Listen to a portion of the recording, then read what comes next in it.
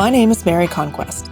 I'm your host for Safety Labs by Slice, the podcast where we explore the human side of safety to support safety professionals. We move past regulations and reportables to talk about the core skills of safety leadership: empathy, influence, trust, rapport. In other words, the soft skills that help you do the hard stuff.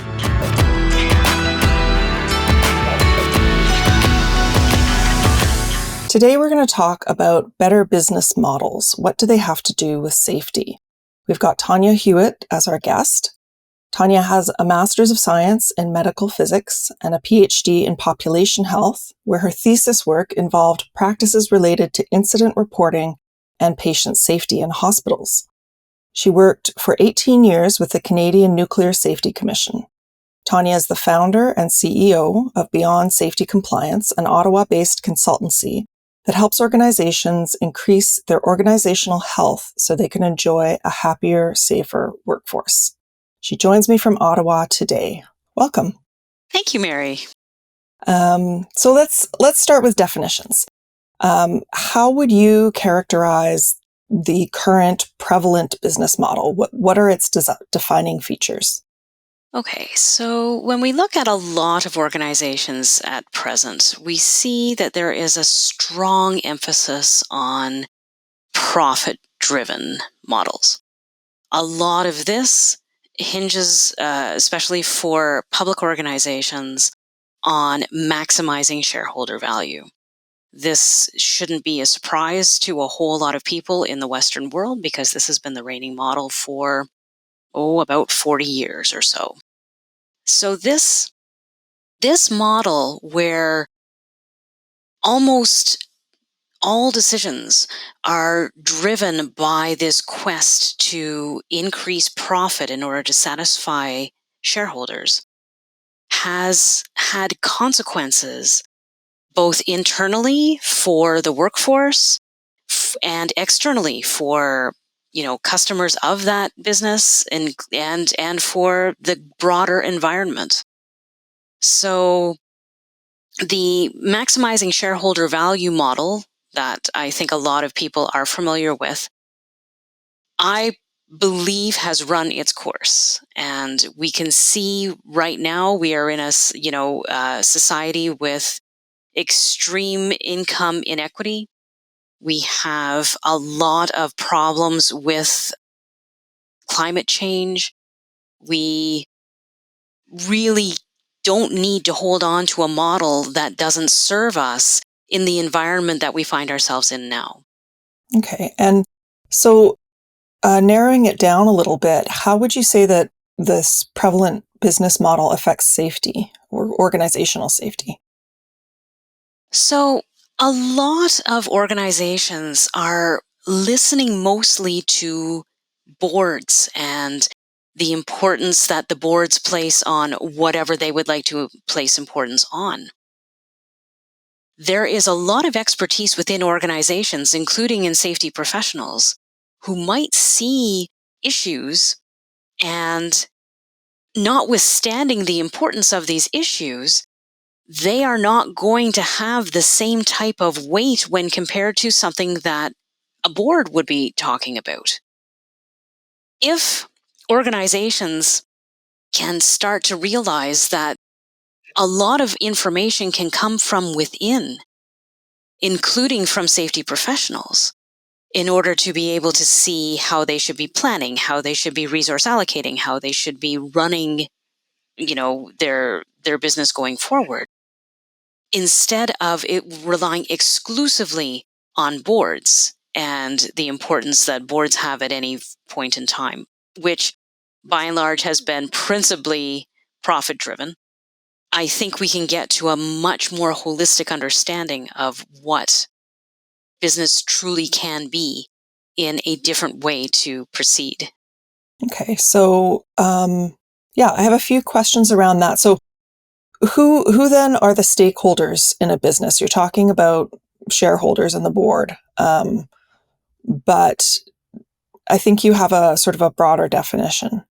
So when we are looking at a lot of organizational models, as I have said, we have tended to prioritize CEOs and executive boards, executives is C-suites kind of understanding of where the importance lies in an organization. But in reality, not to say that they don't have any importance. That's not what I'm trying to say. But I would like to broaden the understanding of the stakeholder model of organizations, where you do have an importance given to employees who work at the business, work for the organization. Why is the business there at all in the first place? So we could be looking at the recipients of the products or services of that organization. They have a role to play in this stakeholder model.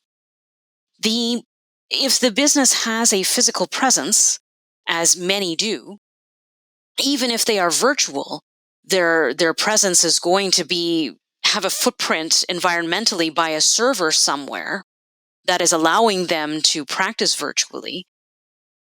And understanding that every footprint has neighbors, and being able to have the neighbors of any kind of footprint be part of this sphere of stakeholders. And so this would include also the environments that would be affected by the presence of that business. So it's a much broader table than the traditional understanding of stakeholders. A lot of this is explained in a movie that was published by Darden University in 2020. I was thrilled when I came across this, called Fishing with Dynamite.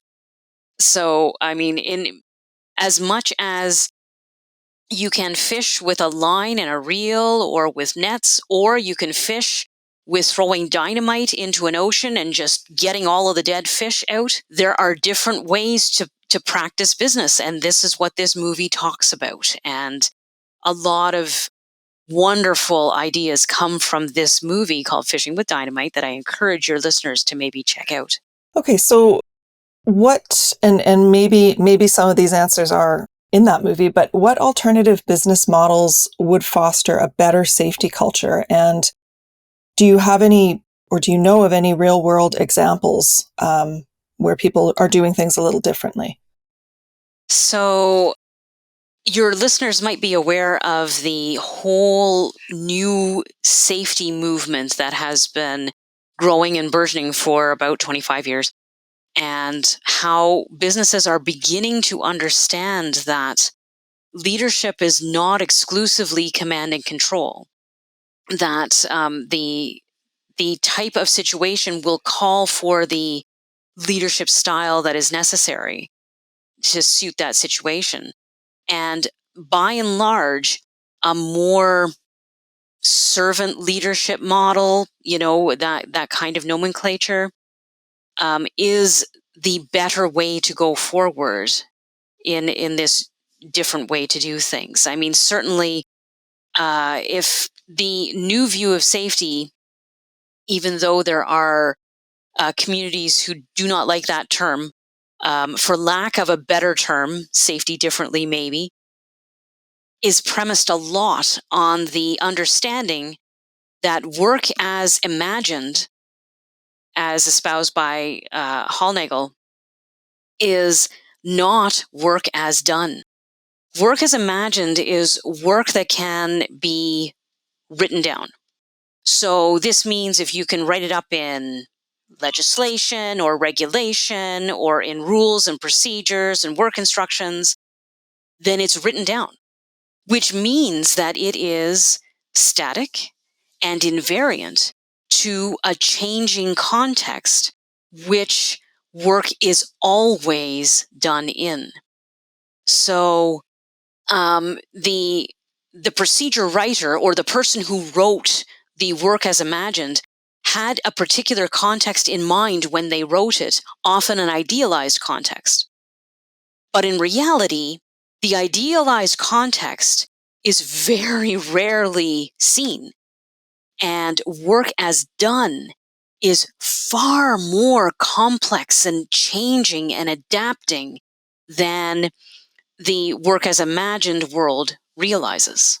If workplaces can start to embrace this concept that what they perceive to be the work being done is through a work as imagined lens is likely not reality. It's likely not work as done.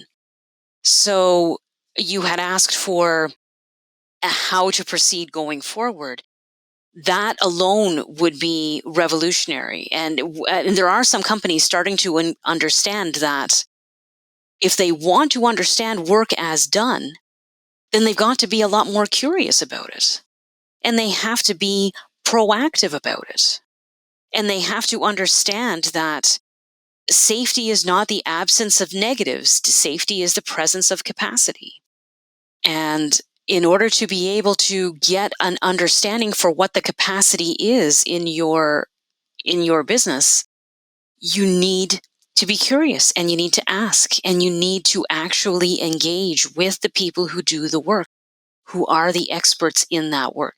Do you know of any organizations that are kind of doing it right, or maybe leading the way a little bit in this, or maybe even regulatory environments like particular industries or countries? Or So the best example I can think of, who is sensitive to their workforce and is sensitive to their customers and all this kind of thing, is Southwest Airlines.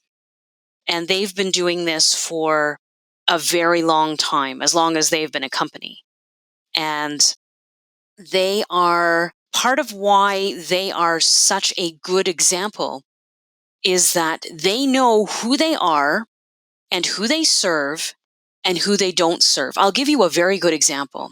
One of the core values, so they know their core values and they espouse them constantly. They talk about them, all the time. All employees know what they are.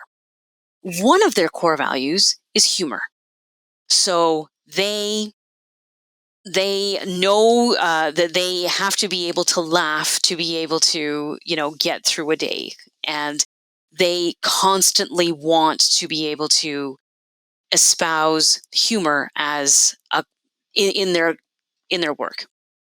So when and I can remember being on a Southwest Airlines flight many, many years ago, where the FAA announcements that are regulated, that have to be done before you take off in a plane, about how to put on your seatbelt and the emergency, procedures of that aircraft, they were given in a very light way, very humorous way.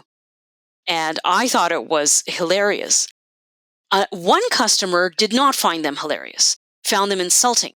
These are serious safety communications, and you are making light of this stuff.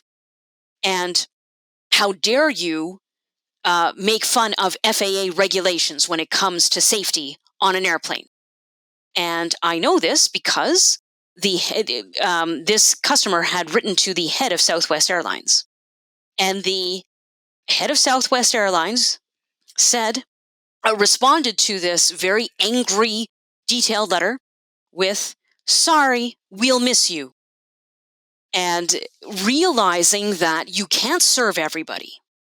And if they want to be in an airline where, there's deadpan delivery of all of the FAA announcements, there are plenty of those out there. You can fly with them, but you're not going to fly with us, because we are going to, the customer is always right is not is not how a healthy organization runs. They understand who they are and what they can offer to the world. So that is one concrete example that is safety related that I think can describe how these healthy organizations work. yeah, I remember actually the first time I ever encountered a humorous spiel, if you will, about airline safety. It was WestJet, a Canadian company. And, we were all, everyone sat on the plane and sort of, looking down and whatever, distracted. And as soon as they started with a joke or something humorous, we were all like gophers popping up, like, what's this? And paid attention likely more than we would have otherwise, I would suggest. I think you're right. Yeah. So, So I want to pivot a little or focus a little more on safety managers. So I understand that safety managers have a high burnout rate. Do you think the structure of organizations has any effect on that? oh, absolutely. I mean, I can remember attending a talk years ago where they had shown the org chart of an organization where the safety manager was given office space away from everybody else, you know? And it was just, okay, so what do we think the safety manager's job is? I mean, is it truly just to sit in an office and create charts all day?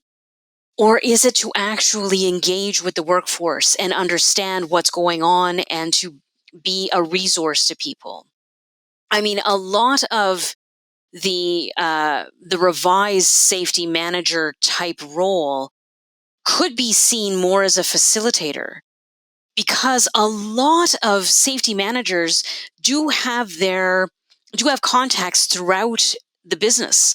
They know the different business lines, and they could actually be a facilitator and get people to introduce people to each other who can help one another, as opposed to being the the savior of all kind of role.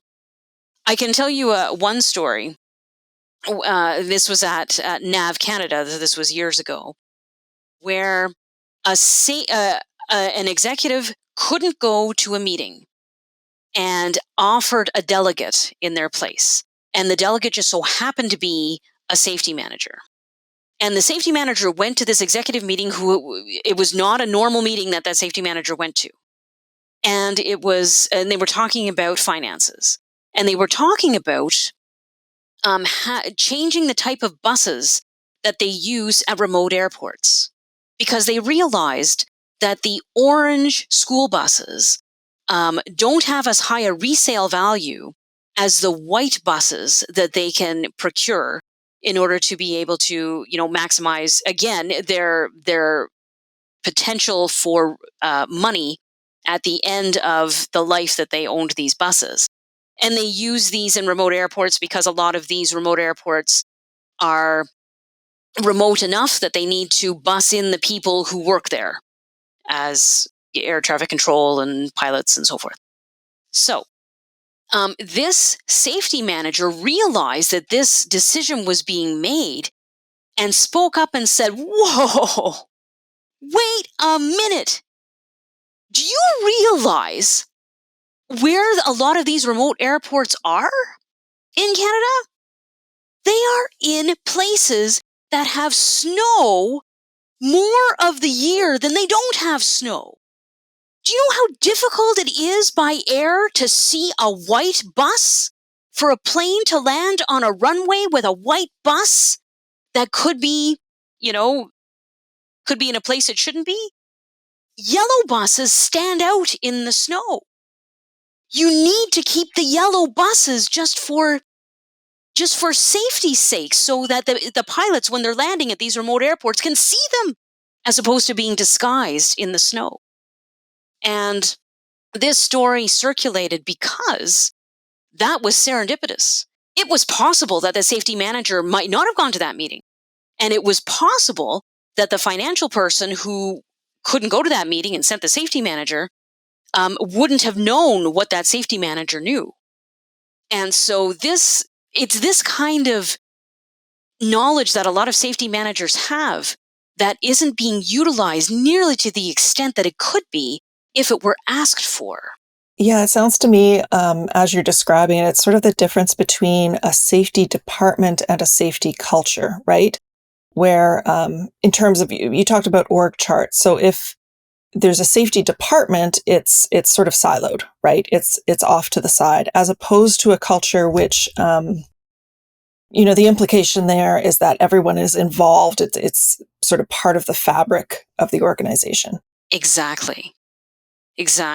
I mean, just talking about everybody being involved, just to go back to a Southwest Airlines example, they empower their low-level employees to do two things. So I'm going to tell you two stories about Southwest Airlines. So one is they allow them to make decisions, real decisions that other airlines don't allow ticket agents to make.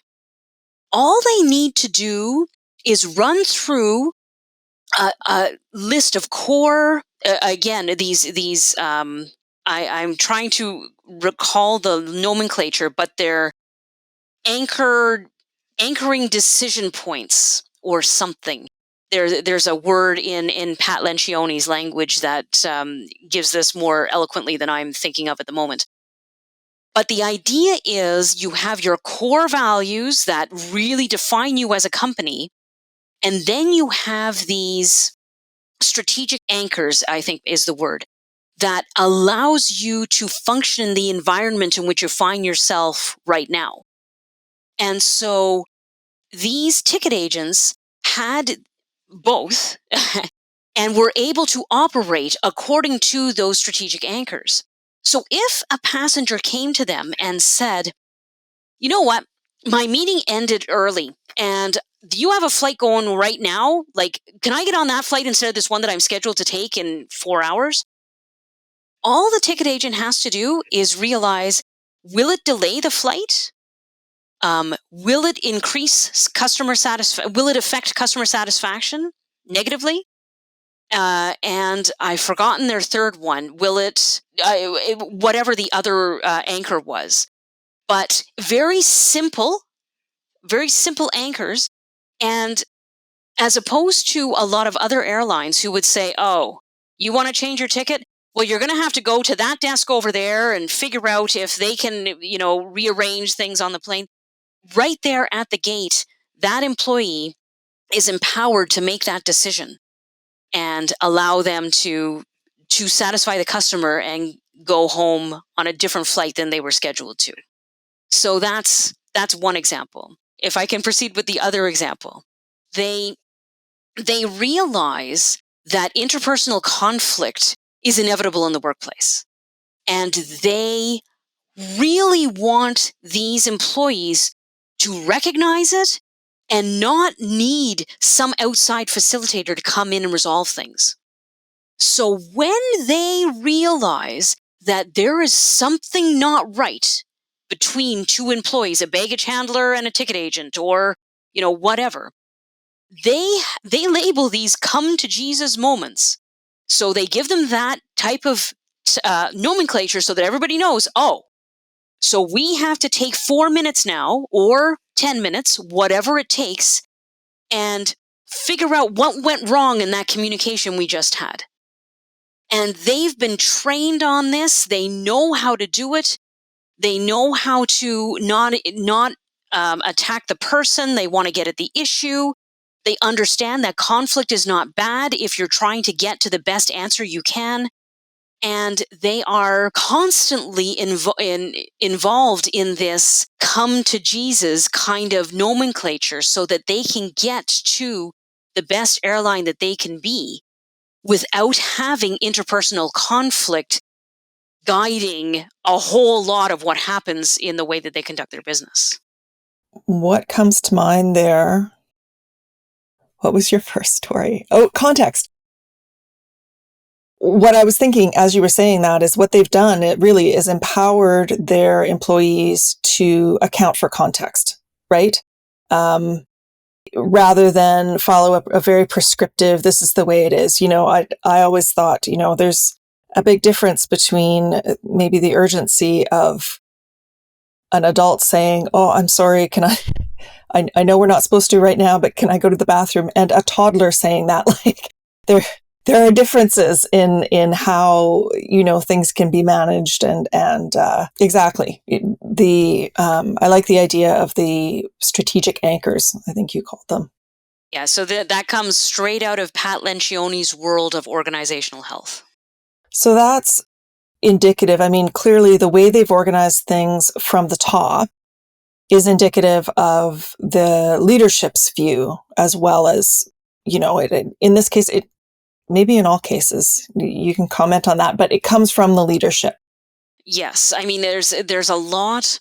The traditional leadership model that a lot of business schools, maybe Darden accepted, is trained in, doesn't take this kind of approach into account in the way that they teach people. And that in itself is a big problem. And when a lot of leadership graduate from business school, they think they know it all because they spent 4 years on this stuff. They know it all. And nothing could be farther from the truth. This is actually true in almost any Yeah, I profession, was right? thinking As soon that's as you graduate, you think you know it the all, and folly of youth. absolutely not. Like, Yeah. yes, that's right. And there is so much more to understanding what actually goes on to a workforce in a workforce than what a business school teaches. A lot of this recognizing the expertise where it lies is a big part of it.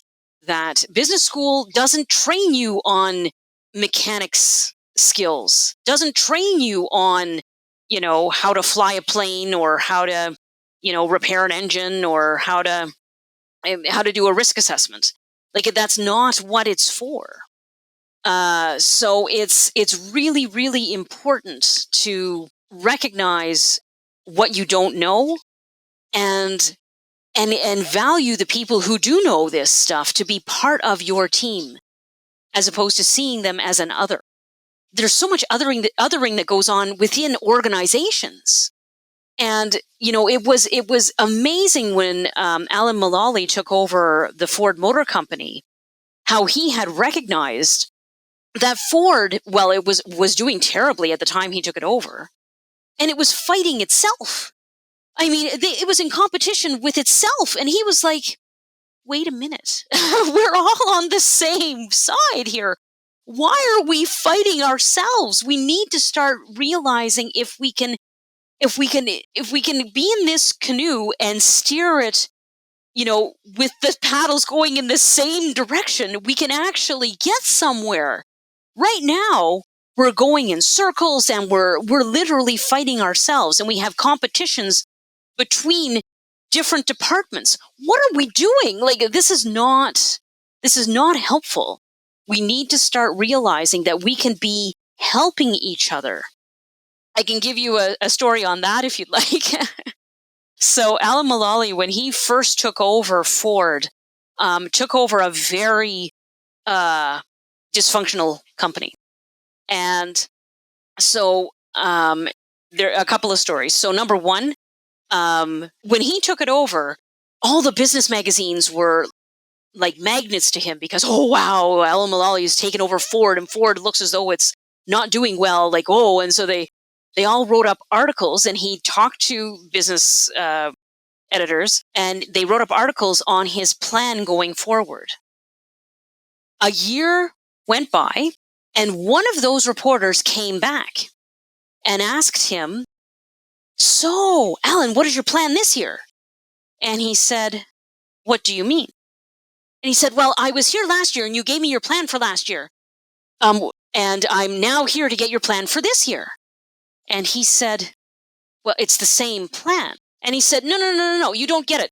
I came last year to get your plan for last year, but I'm here now to get your plan for this year because, of course, it has to be different, right? I mean, this is a different year." And he said, "No, it's actually the same." And the reporter told him, "Look, I can't write the same article that I wrote last year. Like, they're not going to pay me. Nobody will buy the same thing." So really, this drive that we in society have for the constant new and innovative and everything has to change is part of this. If it works as Alan Mulally's structure does, then you don't have a new model going forward. It is the same model. And you have to be willing to admit to that, as opposed to needing new all the time. So that's story number one. Story number two, when he came into Ford and he had his executives, and this was, at a time when remote was not all that popular. So people were on telephones and, this new video conferencing that was going on in 2008. And he asked, so how are things, how is business going, to this international audience? And everybody said it's going fine. And he checked in individually with, a whole lot of people. And he said, well, that is remarkable because we are literally hemorrhaging money right now. We cannot stay status quo because we will not be a company in another 4 months. So I'd like to try that again. How are things going? And shockingly, a Canadian, the Oshawa plant, had put up their hand and said, well, actually, we won't make delivery next month. You could have, the way Alan Mulally tells it, you would have thought that he had a firing squad outside in the hallway and he was about to escort this guy outside to the firing squad and, make sure that he was eliminated. Because how dare he tell the CEO what's actually going on? But over time, so he held these meetings with increased frequency once he started to realize that he was starting to make a difference when that Oshawa guy revealed that. And not only did he not have that Oshawa guy executed, at subsequent meetings, that Oshawa guy started to sit beside him at the meetings, like this, just a manager of a plant sitting beside the CEO of Ford.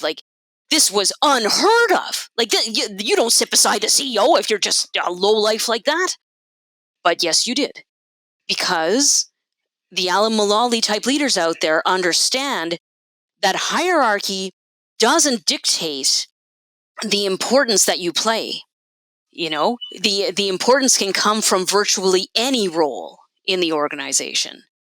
And this Oshawa guy, when he started to talk about how there was something wrong with the hitch for the trailers, he didn't have the part. And when he revealed the details of what he was the problems he was encountering, somebody from Ohio said, well, hey, we have a surplus of those parts. We could ship them up to you tomorrow if you want. And, this is what Alan Mulally was saying, stop fighting with each other and work together. Because if we work together, we can actually achieve far more than any plans would ever reveal that we could. Because we do have this potential within us that we don't tend to realize because we are stuck to a status quo that doesn't serve us. Well, that's an excellent example of how leadership affects, just the, as you said, the visual signal of having someone sit beside the CEO and sort of not questioning the hierarchy, but showing that there are more important things than the hierarchy for the sake of hierarchy. So how would you suggest that safety professionals assess an organization leader's attitude towards safety culture? So that was sort of a signal there, for example. Maybe not safety culture in that example, but how would you suggest that a safety manager sort of put out their spidey senses to see what leadership really thinks about safety? Well, I mean, the safety manager, and a lot of this kind of approach takes a lot of personal introspection. So the safety manager has to first check themselves to see if they might have been contributing to this kind of command and control, I am right, you listen to me, I know everything kind of understanding of things. And if they have, to A, admit that they have, and B, apologize if they have, offended people by this kind of approach, and C, start learning about a different way to do things. So the safety manager has to start listening to podcasts like yours, like the safety of work, as I think is a fantastic one that comes out of Australia with Drew Ray and David Proven. That would be a fantastic podcast for safety managers to listen to. The pre-accident investigation podcast that Todd Conklin has. And maybe to start listening for different types, try getting their material from different sources. Nip and Anon's podcast, Embracing Differences, is a fantastic way to do that. Because the more siloed that we make ourselves, oh, we are safety managers and that's not safety and that's not safety, it doesn't help. The more that we can see safety as, I mean, if an organization existed exclusively for safety, it probably wouldn't exist. Right. Right? Right. Because there's no risk with no action. Yeah. I mean, any organization that has, safety is our first priority on banners and things like this has to realize they can't actually mean that. If they actually meant that, they would stop engaging in the hazardous activity that is making them say that in the first place. They would stop producing the chemical that is making them, they would stop flying planes. They would stop, doing whatever the hazardous activity is. The purpose of organizations is to provide a product or service, right? That's what it is. So don't deny that. That is your number one priority, to be providing that product or service. Safety is always supporting that. Always supporting that. So when we get into this narrative of, oh, leadership doesn't understand safety, safety is, they don't appreciate safety, they never prioritize safety. Well, if they truly prioritize safety, the company wouldn't exist. So, you've got to appreciate that first. Safety can help the organization, not hurt the organization. We need to be able to do the work safely, not have safety as the first priority. So I think a lot of this comes to the way the safety manager views themselves and views their role and views how they can support an organization, not have safety as the overriding priority. So that's probably the first thing that I would say, which is a big ask because a lot of the safety training might not be aligned with that, which is where, again, the pre-accident investigation podcast, listening to people like Sidney Decker and Todd Conklin, and David Proven and Drew Ray and a whole lot of other people out there in this sphere can help make the safety manager a bit more humble. Humility is probably the greatest virtue in everything that we've spoken of here. Humility really needs to lead the way in this stuff. You were talking about, what the safety manager's spidey senses should be out looking for. Humility. See if the leadership has any humility. If there is humility, figure out how you know that and start using it, reflecting that back to them. Because humility is the greatest of all of these principles that we are talking about. And once we can detect humility, then that's the key in. And you can not abuse it, but you can start to realize that yes, there is a way for change because of that humility that was shown in this certain circumstance. So then, that begs the question, of course, what if, let's say that a safety professional has sort of done that self-reflection and education and that sort of thing, and they're just not sensing that humility. They're sensing a very stuck, hierarchical culture from the leadership. Is there anything, and to what extent could they perhaps influence change in that situation? So if I would suggest a couple of things. Number one, I would use what Pat Lencioni always says: be the leader you want to have. So notwithstanding what others, especially above you in the hierarchy, are acting, be the leader you want to have. Make sure that your actions towards others, including them, are the way that you would like them to be. So, make sure that you don't react defensively and get into a very adversarial relationship as a result. Try to make sure that you are grounded in your approach.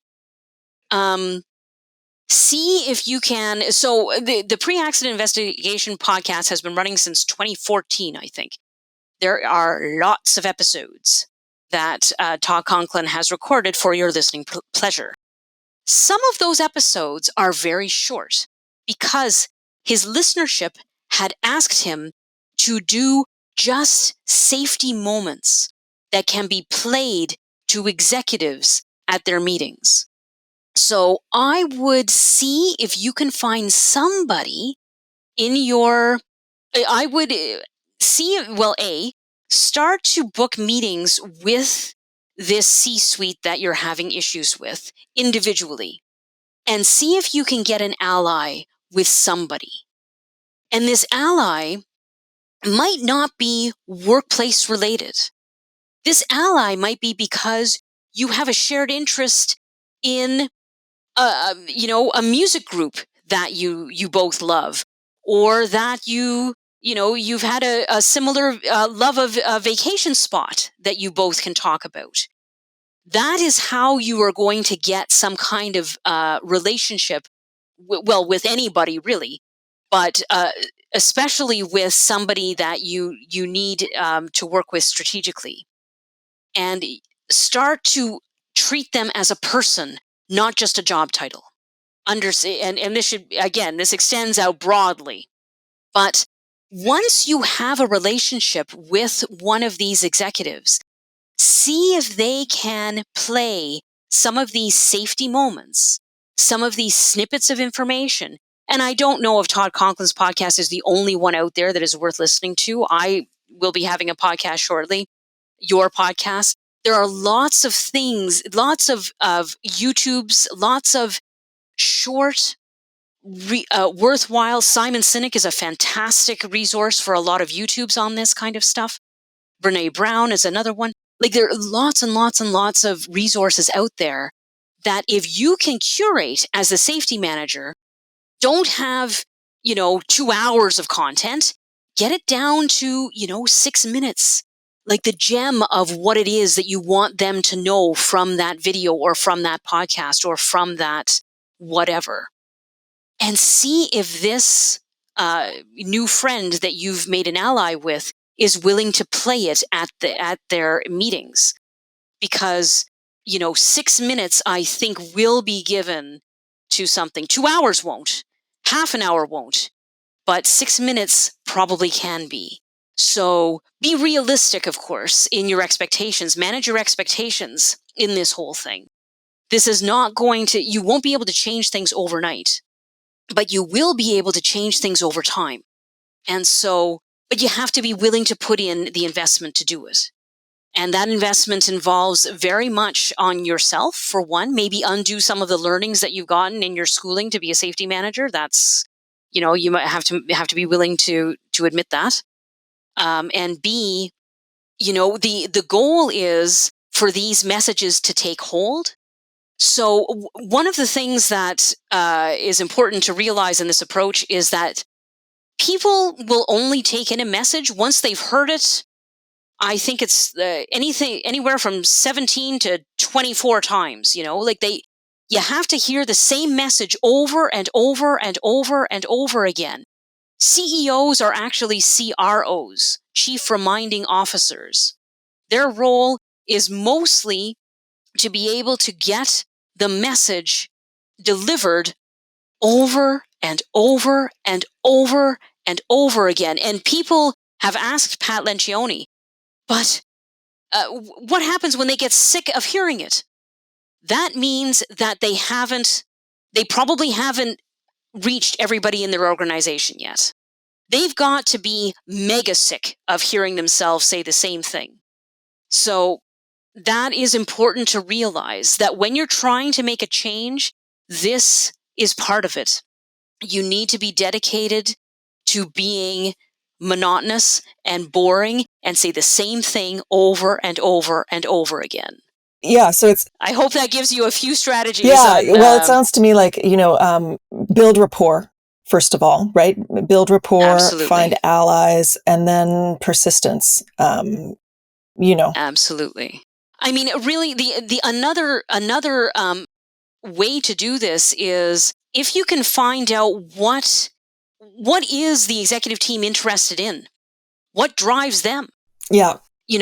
Read their minutes. If you can, go to their meetings and see for yourself, what are they interested in? What are they spending time on? What do they get excited about?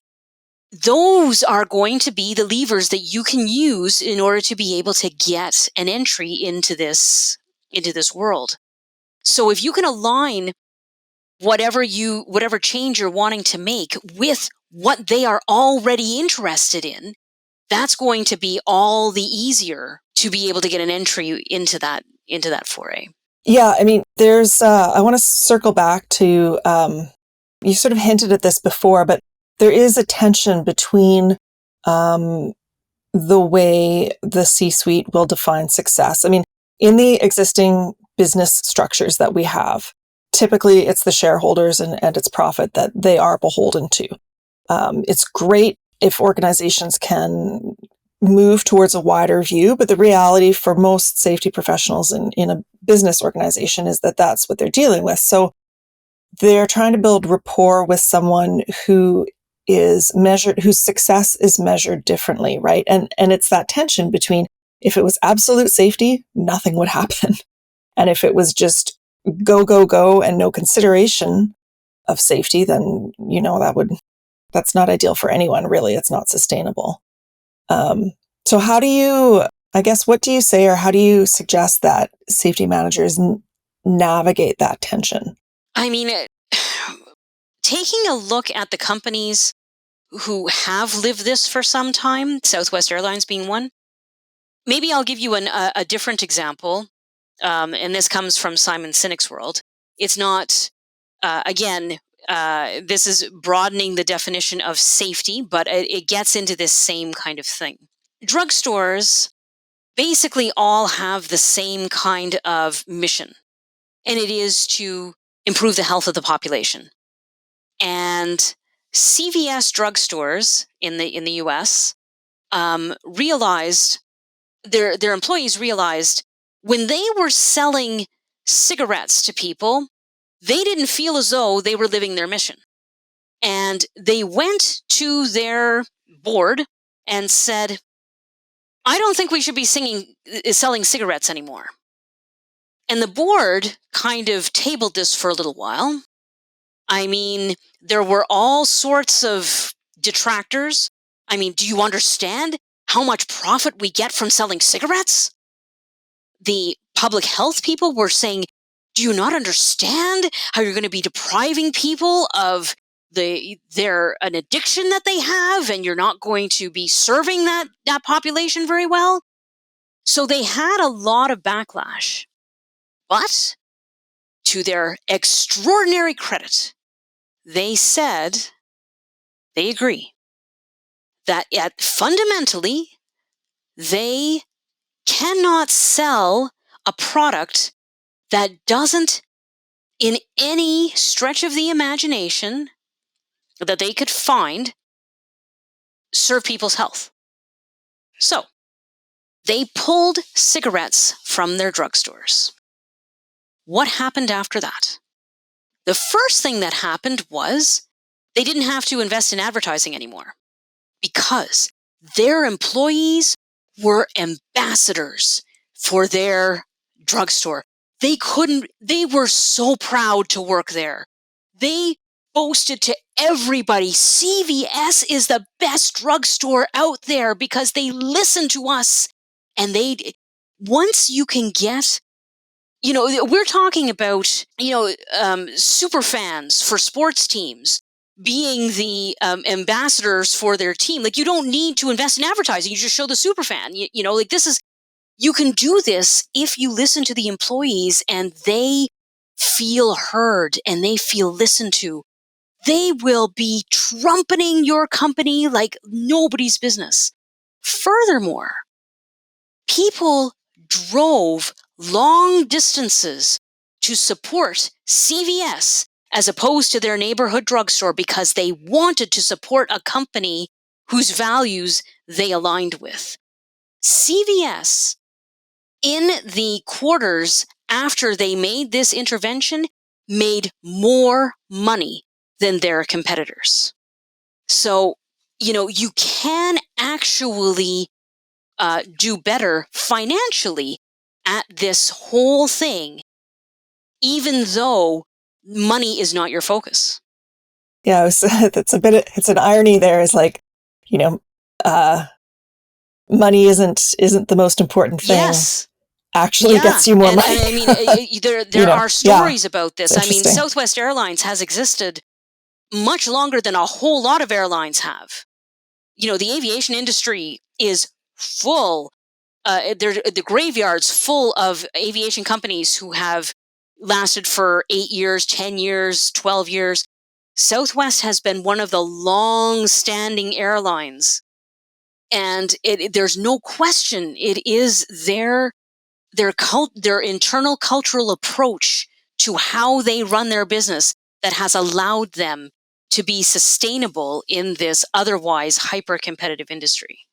Well, thank you. I'm going to move into some questions that I ask every guest. So a little broad here. And the first one I'm going to call the University of Tanya.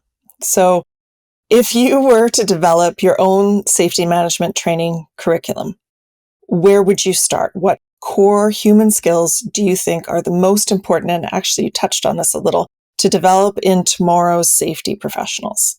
Humility, learning what being humble truly is. So maybe I'll just go over that, because humility is best espoused by C.S. Lewis. It is not thinking less about yourself. It's thinking about yourself less.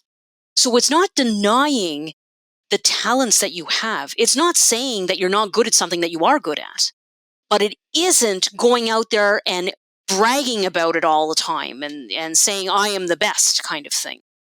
So humility, living, breathing humility.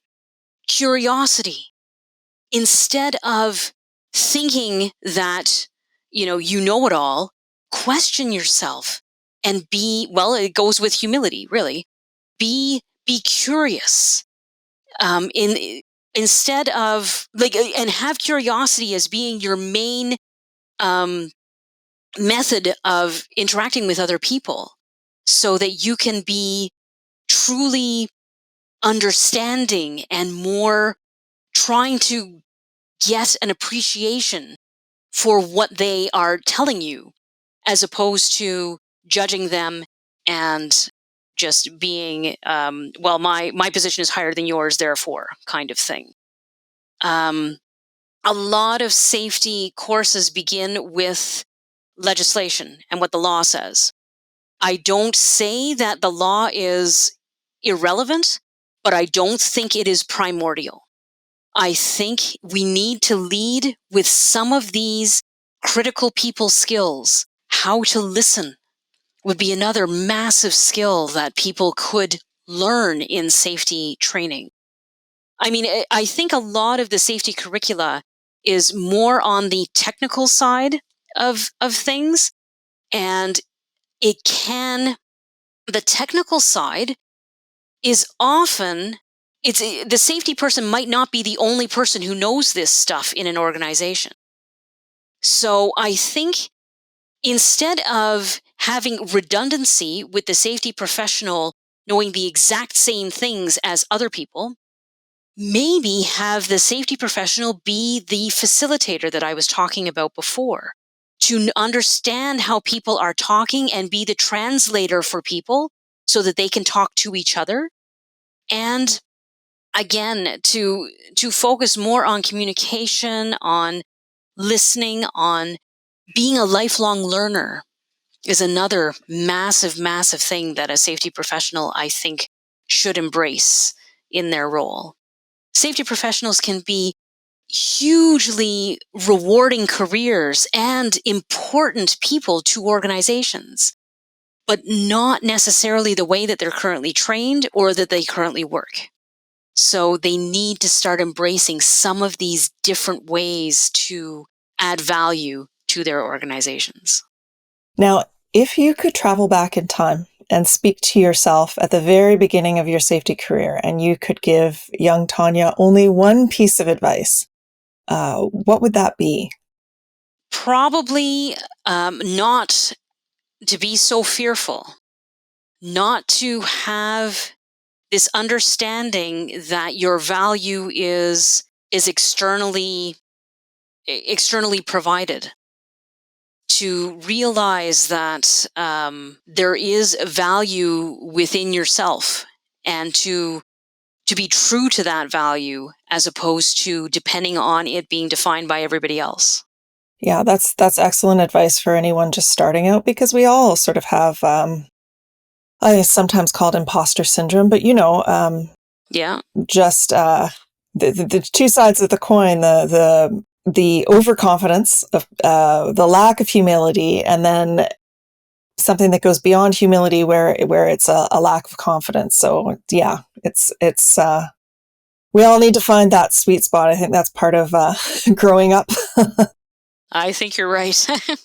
Okay, so let's get practical now. This is where I ask our guests for their best, most practical tips or resources for safety managers. And I know you've mentioned some, looking to improve their work relationships and their core skills. So it could be a book or a website or a concept.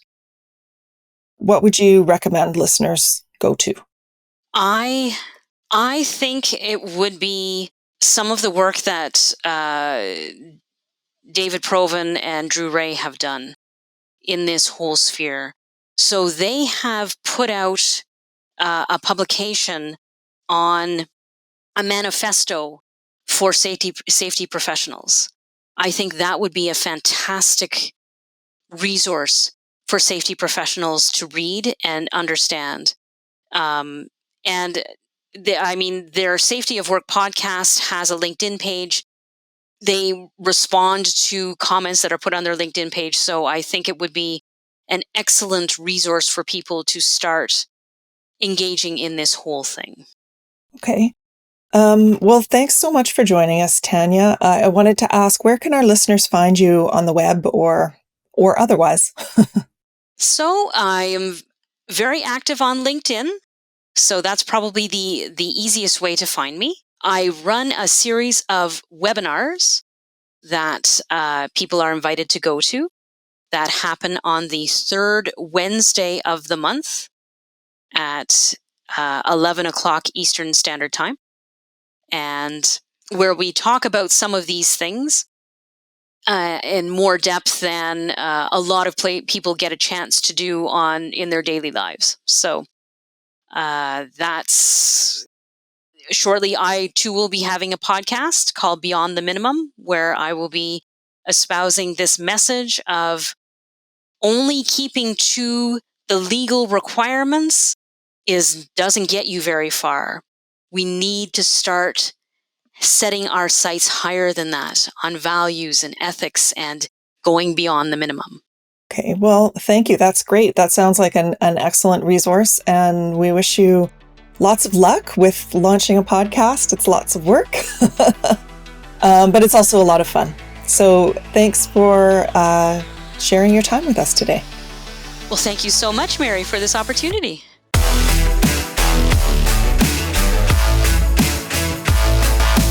Safety Labs is created by Slice, the only safety knife on the market with a finger-friendly blade. Find us at sliceproducts.com. Until next time, stay safe.